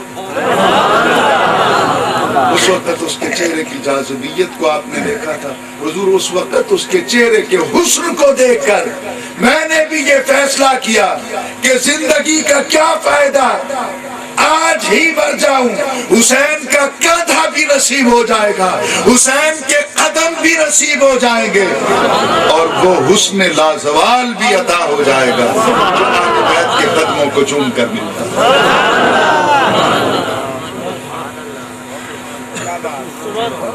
حضور والا۔ ایک بچے کا تذکرہ غالباً آج سے 2 سال پہلے یا 1 سال پہلے لیا میں بھی میں کر گیا تھا، محرم کے کسی دن میں انٹرنیٹ پہ جب میں نے وہ واقعہ بیان کیا تو اس پہ کوشچن ہو گیا کہ حضرت نبی دو عالم صلی اللہ علیہ وسلم ایک دن مدینہ کے بازار میں آ رہے تھے، ایک بچہ کھیل رہا تھا، ان پہ سوال یہ ہوا تھا کہ بچہ ہے کون ہے؟ آپ نے خامخواہ روایت بیان کر دی، کوئی اس کا نام ہوگا، کوئی اس کے باپ کا نام ہوگا، اس کا ڈیٹا کیا ہے، اس کی ہسٹری کیا ہے، خامخواہ کی ایسی باتیں حسین احمد مدنی تم کر کے۔ میں نے پھر اس کو تلاش کیا، مجھے 1 برس لگ گیا، آج ان سادات کی بدولت میں آپ کی سنا ان کو رہا ہوں اور ان کی نسبت سے آپ تک یہ بات کنوے ہو جائے گی کہ ایک بچہ چھوٹا سا مدینہ کے بازار میں کھیل رہا تھا، نبی پاک آئے، اس بچے کو اٹھا لیا، وہ گرد و غبار میں اٹا ہوا تھا، کیچڑ اس کے بدن کو لگا ہوا تھا، نبی پاک نے اٹھا کے سینے سے لگایا، اس کی پیشانی کو چوما، اس کا منہ چوما، اس کا ہاتھ پکڑ کے نبی چومتے ہیں، ریش مبارک کو مٹی لگ گئی، آپ کے لباس کو سیدنا صدیق اکبر رضی اللہ تعالیٰ عنہ نے عرض کی یا رسول اللہ پیارا لگتا ہے تو ہمیں دیں، ہم اس کو نلہا کے لے آتے ہیں، اچھے کپڑے پہنا کے، خوشبو لگا کے، کو معیار تو بن جائے حضور، اس کی اوقات کیا ہے کہ آپ اسے اٹھا کے چوم رہے ہیں سینے سے، گرد و غبار، مٹی کیچڑ میں لتھڑا ہوا۔ آپ نے کہا مجھے یہ اسی طرح اچھا لگتا ہے۔ اب جو حسین کے نوکر بیٹھے ہیں ذرا خیال سے میری بات کو سنیے گا، اور فیصلہ آپ کے ہاتھ میں ہے کہ آپ کا دل کیا کہتا ہے، آپ کی آنکھ کیا کہتی ہے، آپ کی زبان کیا کہتی ہے، اب یہ آپ نے خود فیصلہ کر لینا ہے۔ نبی نے کہا یہ جیسا بھی ہے مجھے اسی حالت میں پیارا لگتا ہے، میں نے اسی حالت میں اپنے سینے سے بھی لگایا اور اس کو بوسہ بھی دیا۔ پوچھا کیوں؟ کہا کل تک میں نہیں اسے جانتا، کل میرا حسین یہاں سے گزر رہا تھا، میں نے دیکھا جب اس بچے کے قریب سے میرا حسین گزر گیا نا تو یہ بچہ نہ علامہ نہ فہمہ، نہ قاری نہ مجاہد نہ غازی نہ حافظ، یہ 2 سال کا بچہ 2.5 سال کا بچہ یہ کھیل رہا تھا، حسین گزر گیا میرا، بیٹھ گیا یہ بچہ، جہاں حسین کے قدم لگے تھے ان نشانوں پہ ہاتھ پھیر کے نا اپنے منہ پہ ملنے اور جھک گیا اور جھک کر نشانے قدم کو چومنے لگا۔ کل سے مجھے یہ بچہ پیارا لگا ہے اور آج میں نے اس کو اسی حالت میں اٹھا کے چوما ہے۔ میں کچھ کہنا چاہتا ہوں لیا والو، مدینہ چوک والو، پیران عظام سادات کا گھرانہ اللہ ہمیشہ سلامت رکھے، ان کی وجہ سے پتہ نہیں مدینے والے کے کتنے کرم ہو جاتے ہیں علاقوں پر۔ غور سے میری بات کو سنیے، نبی پاک نے اسی طرح اس کو چون کر قیامت تک صحابہ کے ذریعے اپنا پیغام حسین کو چاہنے والوں تم چاہے جتنے بھی گندے رہو گے نبی کا سینہ تمہارا مقدر بن چکا ہے۔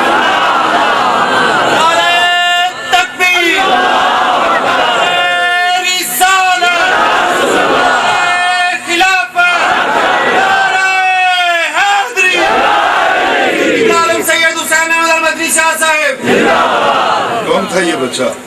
نام کیا تھا اس کے باپ کا؟ نام کیا تھا؟ میں نے تلاش کیا، آج میں آپ کے سامنے بیٹھا ہوں، قرآن پاک میرے سامنے۔ یہ بچہ جب کربلا میں جاتا ہے تو زمانہ اس کو حبیب ابن مظاہر کے نام سے، حبیب ابن مظاہر، بچپن کا ساتھ۔ تو ثابت یہ ہوا جو حسین سے محبت نہیں کرتے ان کا قصور نہیں ہے، ان کے شعور میں حسین ہے ہی نہیں، ان کے شعور میں حسین ہے ہی نہیں، ان کا تعلق حسین کے ساتھ ہے ہی نہیں۔ نصرت المجالس کے اندر ایک روایت ہے، نبی پاک نے ایک دن خطبہ ارشاد فرمایا صحابہ کرام کو، آپ نے کہا کبھی کبھی اپنی اولاد کا امتحان لے لیا کرو۔ میں نہیں لے رہا، آپ کا نہیں لے رہا، میں روایت سنا رہا ہوں۔ نبی پاک نے کہا اپنی صحابہ سے کہا اپنی اولاد کا امتحان لے لیا کرو۔ حضور کس بات کا؟ کہا امتحان لیا کرو، وہ تمہارے ہیں۔ حوصلہ ہے، سن لیں گے، اونچی آواز سے بولے۔ یہاں بولنا آپ کا کار ثواب ہوگا، آپ کو اجر ملے گا، میں اس لیے کہہ رہا ہوں پوری تقریر میں ایک بار ضرورت ہے، سن لیں گے، میری تو خیر ہے، میں تو گھر میں بھی رہ لوں گا، جیل میں بھی رہ لوں گا، گولیاں بھی کھا لی، سب کچھ کھا لی، اب کچھ بھی نہیں باقی بچا۔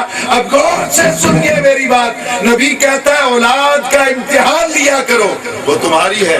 حضور کیسے لیا کریں؟ کہا اولاد کو بٹھا کر علی کی محبت پیش کیا کرو، اگر علی کی محبت سے وہ خوش ہوں گے تو تمہارے ہیں۔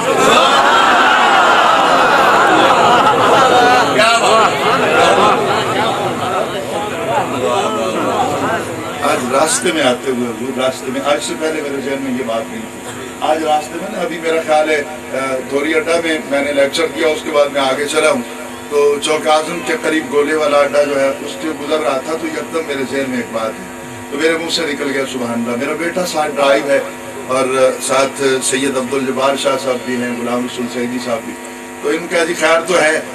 میں نے کہا ابھی میرے اپنا ذہن میں دو روایات آئی ہیں، پوچھا کون سی؟ میں نے کہا ایک روایت میرے ذہن میں آ رہی ہے کہ نبی پاک نے کہا کہ حق جو ہے وہ عمر کی زبان پہ جاری رہے۔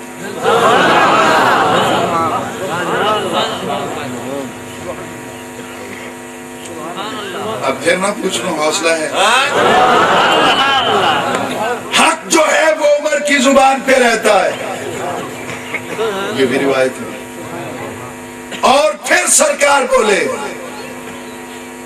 کہ العلی حق، علی حق ہے، حق عمر کی زبان پر ہے۔ آپ اس طرح سننے کے عادی جو نہ ٹھہرے، علی حق ہے، حق عمر کی زبان پہ جاری رہتا ہے، تو سنیوں ہم فاروق اعظم کے نوکر یہ کہنے کا حق رکھتے ہیں کہ عمر کی زبان پہ بھی علی علی علی، جمل جمل کلی کلی، جمل جمل کلی کلی، آکر تک ہاتھ اٹھا کر جمل جمل کلی کلی، نگر نگر گلی گلی، نگر نگر گلی گلی، نگر نگر گلی گلی۔ حضور والا، میں اپنی بات کو قریب لاتے ہوئے گفتگو کو شام کے بازار کی طرف لے چلوں گا، جو مجھے بانیان کی طرف سے اگر یہ چٹائی ہے تو اس میں حکم ملا ہے، بازار شام۔ میں اپنی زندگی میں سب سے معتبر راوی کربلا کا جو ہے وہ امام زین العابدین ان کے سامنے سب کچھ ہوا، کسی نے سن کے بیان کیا ہوگا، کسی سے سن کر، اور زین العابدین رضی اللہ تعالیٰ عنہ علیہ السلام تو وہ ہیں उन्होंने सब कुछ अपनी आंखों के सामने करबला से वापसी के सफर में एक मकाम पर यह काफिला ठहरता है, हाथ पीछे बंधे हुए हैं, पाँव में बेड़ियां हैं। जिस आलम में यह काफिला चल रहा है एक जगह पे ठहर जाते हैं, एक बूढ़ी औरत आ जाती है, वो काफिला का जो सालार था यजीद का उसके पास जाती है कि तुम्हारे काफिला है तो काफिले में यकीनन सारे सामान होते हैं, तो हकीम भी है तो मेरे साथ उसको भेज दो, मेरा बच्चा बहुत ज्यादा अलील है। तो उस जालिम ने मजाक उड़ाया इमाम ज़ैनुल आबिदीन का। उस औरत से कहा वो हकीम बैठा है, जाओ उससे जाके इलाज करवा लो। उसने पहले देखा ये कैसा हकीम है जिसके अपने हाथ बंधे हुए हैं, ये कैसा हकीम है जिसके अपने पाँव में बेड़ियां हैं, कैसा हकीम है जिसकी पुष्ट से खून बह रहा है, जो अपना इलाज नहीं कर सकता। खैर वो चला गया। वो औरत आई और उसने आके इमाम ज़ैनुल आबिदीन से कहा आप अभी जवाब नहीं दे पाए थे कि सैयदा ज़ैनब ने आवाज देकर कहा आबिद हमारे घराने की बीत नहीं है इनकार करने,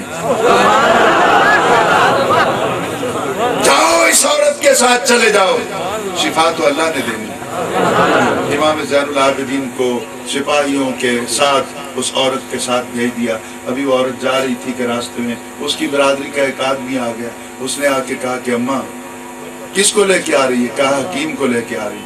कहा क्या जरूरत है, तेरा बेटा तो फौत हो गया, वो तो इस जहान फानी से चला गया। अब वो औरत रो के शुक्रिया अदा करती है इमाम ज़ैनुल आबिदीन का, हुजूर अब आप वापस चले जाए। वो नहीं जानती कि ये कौन है। उन्होंने कहा आप वापस चले जाए, जरूरत तो रही नहीं, बेटा तो मेरा मर गया। इमाम ज़ैनुल आबिदीन मुड़ने की बजाय आपने कहा कि अब मेरा जाना जरूरी हो गया है। पूछा किस लिए? कहा जिंदों का इलाज तो हर कोई करता है, मुर्दों का इलाज मुस्तफा के घराने में।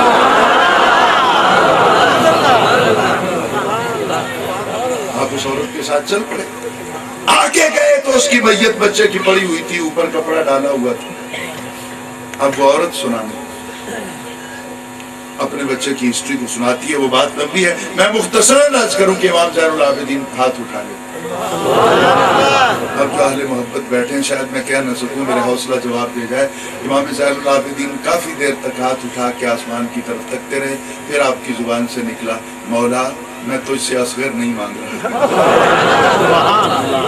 मेरे मालिक मैं तुझसे अपना भाई अकबर नहीं मांगता, मेरे मालिक मैं तुझसे ओनो मोहम्मद वापस नहीं मांगता, मेरे मालिक मैं तुझसे अपना भाई कासिम नहीं मांगता, अपना चचा अब्बास नहीं मांगता, मेरे मालिक मैं तुझसे अपना बाप वापस नहीं मांगता, मैं तुझसे इस मजलूम गरीब औरत का बेटा मांगता हूँ, इसकी जिंदगी वापस लौटा दे। हजरत इमाम ज़ैनुल आबिदीन की दुआ खत्म नहीं हुई थी। वो जो मरा हुआ था चेहरे से चादर हटाई, उठ के बैठ गया। बैठते ही इमाम ज़ैनुल आबिदीन पर नजर पड़ी, बिस्तर छोड़ा, कदमों पे आके गिर गया।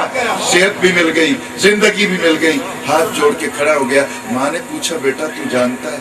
उसने कहा पहले नहीं जानता था, मैं तो मर गया था ना, मरने के बाद मैंने देखा ये मांग रहे थे आमीन 1,24,000 नबी, आमीन सैयदुल अंबिया कह रहे थे, आमीन मौला अली कह रहे थे। ये मांग रहा था कि या अल्लाह इस मजलूम। पूछा ये है कौन?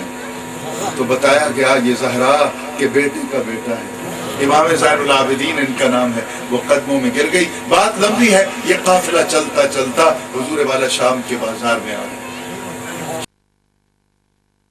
ये दोबारा डिमांड की गई, शाम के बाजार में पहुंच गया। इमाम ज़ैनुल आबिदीन कहते हैं कि शाम के बाजार में बहुत क़यामत टूटी हम पर। काफिले को एक बाजार में रोक लिया गया। सादात के जितने भी चश्मो चराग बैठे हैं स्टेज पर और पिंडाल के अंदर, अब सारे गौर से मेरी बात को सुनिएगा। शायद शाम के बाजार में मेरी माओं का तज़किरा है और कोई भी अपनी माओं के जिक्र इस तरह खोल खोल के कर नहीं सकता है, मजबूरी है मेरी, मैं चंद इशारों में बात करूंगा। काफिला रोक दिया गया। एक बूढ़ी औरत जिद करके खड़ी हो गई, शाम की रहने वाली। वो खड़ी नहीं हो सकती, लाठी टेक टेक के आ रही है। उसके एक हाथ में दूध का प्याला है, एक हाथ में वो साथ ही उसने सूखा टुकड़ा एक रोटी का भी पकड़ा हुआ है। उसे खबर मिली कि कोई मजलूमों का काफिला गुजर रहा है। वो नहीं जानती कि ये सादात का काफिला है, नबी का घराना है। वो जिद करके खड़ी हो गई कि काफिला रोको और इस काफिले के अंदर अगर कोई औरत है तो उसे मेरे पास बुलाओ। वो सवारी से उतरी ज़ैनब किस तरह, دیکھنے والے کتنے تھے؟ اللہ کہا جو آپ کی نظر کروں گا۔ وہ جملہ کیا تھا؟ مولا اگر میں دودھ کا ایک گھونٹ بھی لے لوں تو بے وفا ہو جاؤں گی، قیامت والے دن اصغر پوچھے گا پھوپھی مجھے تو پانی نہ ملا، تو شام کے بازاروں میں دودھ پیتی رہی، میں یہ بے وفائی نہیں کروں گی۔ کہا ماں لے جا، میں نے نہیں پینا۔ کہا بیٹی پی لے، دودھ پی لے، میں ہمیشہ قیدی گزرتے ہیں ان کو پلاتی ہوں دودھ۔ پوچھا تو قیدیوں کی کیا لگتی، تیرا قیدیوں سے کیا تعلق، تو مسکینوں یتیموں سے پیار کیوں کرتی ہے؟ اس عورت کی زبان سے جملہ نکل گیا، اس نے پتا جو کیا کہا؟ اس نے کہا یہ میری مرشد زادی کی سنت ہے، مرشدہ کی سنت ہے۔ کون ہے تیری مرشدہ؟ اب دل دھڑکنا بھول گیا سیدہ زینب کا، اس نے نام جو لیا، عورت پتہ کیا کہتی؟ اس نے کہا بیٹی میری مرشدہ وہ ہے جس کا نام بھی باوضو لیا جاتا ہے، میری مرشدہ کا نام ہے خاتون جنت سیدہ فاطمہ الزہرا، میں ان کی نوکر ہوں، ان کی کنیز ہوں۔ سیدہ زینب نے سرے بازار شام اپنی ماں کا سنا نام تو کلیجہ آیا منہ کو، پوچھا ماں کیا تو نے خاتون جنت کو دیکھا ہے یا روحانی طور پہ ان سے پیار کرتی ہے؟ کہا بیٹی میں 2 سال اس گھر میں رہ کے آئی ہوں، میں نے جھاڑو دیے ہیں، میں نے اپنی مرشدہ کی خدمت کی ہے، میں تو اچھی طرح جانتی ہوں۔ جب اپنے ہی گھر کا نام سنا تو سیدہ زینب ایک طلب کر بیٹھی، ایک ڈیمانڈ کر بیٹھی، رو کے پوچھا اماں مرشدہ کے گھر کی کوئی بات تو سنا، کچھ تو تمہیں اس گھر کی بات یاد ہوگی۔ تو وہ عورت رو کے پتہ کیا کہتی ہے؟ کہا جب میں رہتی تھی نا وہاں جا کر تو میں نے دیکھا تھا میری مرشدہ کی گود میں ایک بچی تھی جس کا نام زینب تھا، میری مرشدہ کی گود میں ایک بچی ہوتی تھی جس کا نام زینب تھا۔ کہا تیری مرشدہ زینب سے پیار کرتی تھی؟ کہا کوئی ایسا ویسا پیار کرتی تھی؟ میں نے 2 برس اس گھر میں رہ کر دیکھا، میری مرشدہ نے کبھی زینب کو بے وضو دودھ نہیں پلایا، جھولا جب بھی جھلایا تو قرآن کی تلاوت کر کے جھلایا۔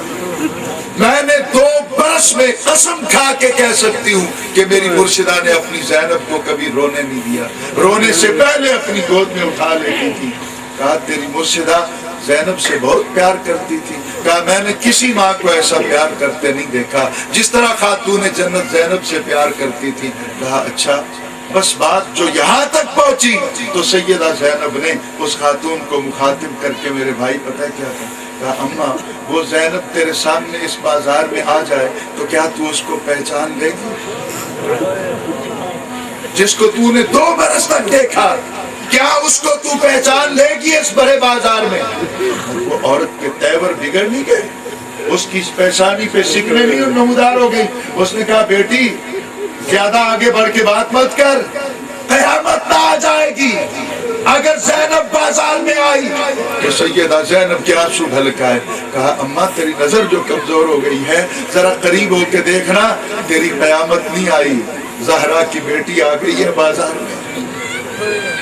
وہ عورت آگے بڑی، نظر اس کی کمزور تھی، قریب ہو کے اس نے چہرہ زینب کو دیکھا، چہرہ زینب پہ نظر پڑی تو وہ عورت تڑپ گئی، اسے پیشانی زینب پہ تنویر فاطمہ نظر آئی، چہرہ زینب میں تصویر فاطمہ نظر آئی۔ آسمان کی طرف اس عورت نے منہ اٹھایا اور تڑپ کر رو کے کہتی ہے مولا اگر زینب نے اسی طرح آنا تھا شام کے بازار میں تو میں مر کیوں نہ گئی پہلے، مجھے موت کیوں نہ آ گئی پہلے۔ یہ کہہ کر وہ عورت تڑپ کے گری، اس کا سر سیدہ زینب کے قدموں پہ لگا اور اس کی روح کفن سے انصری سے پرواز کر گئی۔ اب دیکھیے سادات کی گھرانے کا فیصلہ، آپ نے بلایا عابد سجاد کو، آ گئے عابد سجاد۔ عابد سجاد کو کہا زینب نے اپنے لوح دل پر اس خاتون کا نام بھی کربلا کے شہیدوں میں لکھ لو۔ سیدہ زینب کا فیصلہ تو صادر ہو گیا، لیکن حضور والا اب غور سے سنیے گا۔ عابد سجاد نے ہاتھ جوڑے، ہے کوئی دل والا جو غور سے میری بات کو سنے گا؟ ہاتھ جوڑے اور ہاتھ جوڑ کر پوچھا اماں اس کو جو کربلا کے شہیدوں میں آپ لکھوا رہی ہیں اس کا بھی کوئی اصغر بچھڑا ہے؟ اس کا بھی کوئی اکبر گیا ہے دنیا سے؟ اس کا بھی کوئی عباس بچھڑا ہے؟ اس کا بھی کوئی قاسم گیا ہے؟ اس کی بھی گود خالی ہوئی ہے؟ یہ کربلا کے شہیدوں میں آنے کی اقدار کیسے ہو گئی؟ تو بھرے بازار میں سیدہ زینب نے اپنا فیصلہ اناؤنس کیا. تو صرف اس کی بات کرتی ہے. آج زینب فیصلہ کرتی ہے قیامت تک جو میرے بھائی سے محبت کرے گا، جو میرے گھرانے کا دکھ بانٹے گا، وہ جیسا بھی ہوگا قیامت والے دن کربلا کے شہیدوں کے ساتھ. اسی وقت دن ڈھل رہا ہے.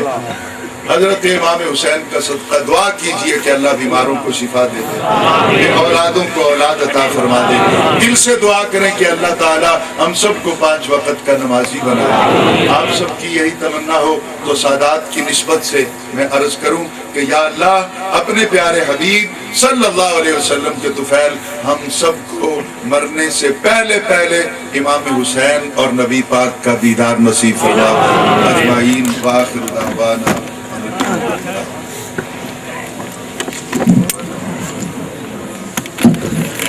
حضرت گرامی درود و سلام ہوندہ. درود و سلام تو بعد دعا ہو سی، اس تو بعد نماز ہو سی.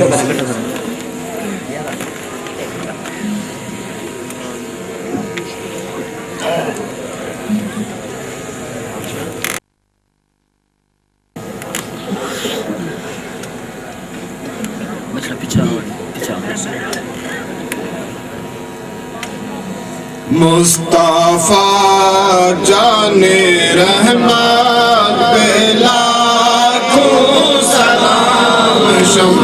مصطفیٰ جان رحمت پہ لاکھوں سلام. شمع بز میں ہدایت پہ لاکھوں سلام. جس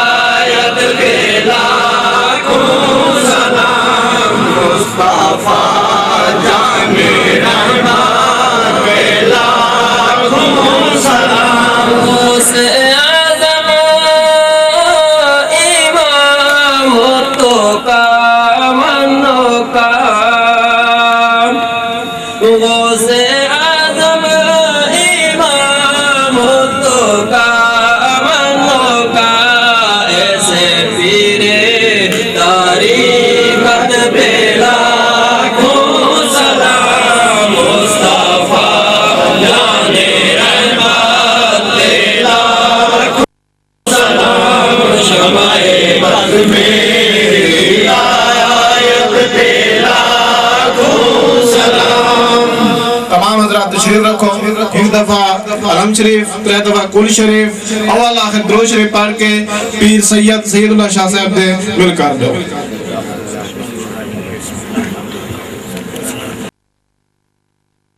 قدم رکھنا لوگ آسان سمجھتے ہیں مسلمان. میرے عزیز کال ہی حضرت امام حسین صاحب نے خطبہ جی فقط دیتا ہے. آپ نے فرمایا ہے اگر میری امامت رہ کے نماز پڑھو تو میرے مقتدیاں رہ ونجو، نہیں تو میں چراغ گل کریں دا پیا جائے ونجنے میں مصطفیٰ نال گلہ نہ کرے سکتا. جی اثر دی نماز ہے میرے چند اے تھوڑے تے سارے تے فرض ہے، اے تھوڑے تے ساکو ادا کر کے ٹورنی چاہیے. اللہم صلی اللہ علیہ وسلم. میرے مالک میرے خالق اپنے پیارے حبیب کا صدقہ جتنا کلام پڑھے آقا تاجدار مدینہ سرور سینہ حضرت محمد مصطفیٰ صلی اللہ علیہ وسلم وسیلے واسطے نافق لکھ 24,000 پیغمبر کے مدیش سرکار الانبیاء 4,000 اللہ واجب طاہرات صحابی تبع تابعین نواسی سلسلہ قادریہ چشتیہ سرورتیہ نقشبندیہ تمام مومنین و مومنات مسلمین فدایا آقا تاجدار مدینہ کے وسیلے واسطے جتنے حضرات این محفل چاہن میرے مالک انہوں کو 5 وقت اللہ نمازی بنا، اپنے پیارے حسین نال محبت کرن والا بنا. میرے مالک ایمان دی سلامتی نال نواز دے، شر شیطان شر نفس تو محفوظ فرما جا. میرے مالک جو بے اولاد ہیں انہوں کو اولاد دی نعمت نال نواز جا، جنہوں کو اولاد دیتی ہے میرے مالک انہوں کو نیک صالح فرما جا. میرے مالک جو حضرات کہ پریشانی چ مبتلا ہیں، کوئی ایسی دعاواں ہونی اظہار بندہ نہیں کر سکتا، میرا مالک تو جانی جانے، حسنین کریمین دا واسطہ دے کے آدھے مالک انہاں دی دعائیں قبول فرما چاہا، میرا مالک جتنے عزیز و اقارب آئے بیٹھے انہاں دے لواحقینہ کو کربلا دے والیاں نال انہاں دے سائے چ جگہ دے چا، اول خیر آخر خیر ظاہر خیر باطن خیر، یا رحمت للعالمین انت شفیع المذنبین اکرم لنا یوم الدین فضل وجود الکرم مولا صلی وسلم دائما ابدا علی حبیبک خیر خلق کلہ وصلی اللہ تعالی علی رسول خیر خلق محمد وعلی آلہ وصحبہ اجمعین۔